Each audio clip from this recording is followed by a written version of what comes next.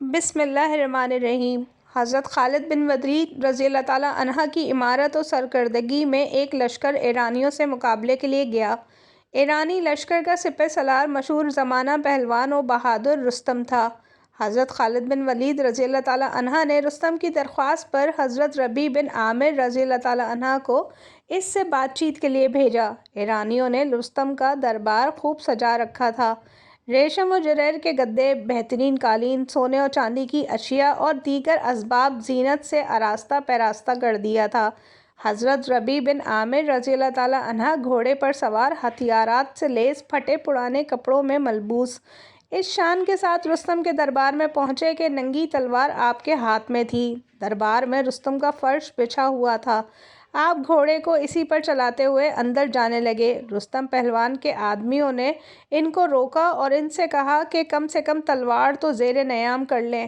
حضرت ربیع بن عامر رضی اللہ تعالیٰ عنہ نے فرمایا کہ میں تمہاری دعوت پر آیا ہوں، میری مرضی اور خواہش سے نہیں۔ اگر تم اس طرح آنے نہ دو گے تو میں لوٹ جاؤں گا۔ جب رستم نے دیکھا تو اپنے لوگوں سے کہا کہ ان کو اسی حالت میں آنے دو۔ چنانچہ آپ اسی شان کے ساتھ رستم کے پاس پہنچے اور فرش جگہ جگہ سے تلوار کی نوک کی زد میں آ کر پھٹ گیا تھا۔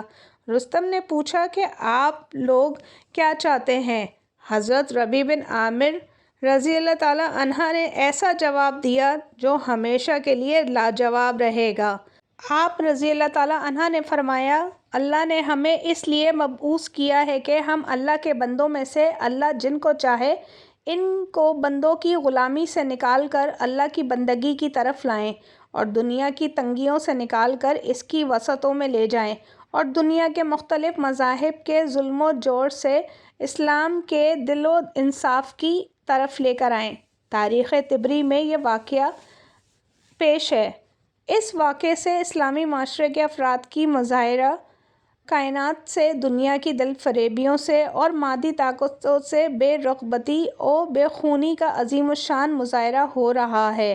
یہی چیز اسلامی معاشرے کو کفر و شرک سے نکالتی اور شیطانی قوتوں کے مقابلے میں روحانی اور ایمانی طاقت کو بخشتی ہے۔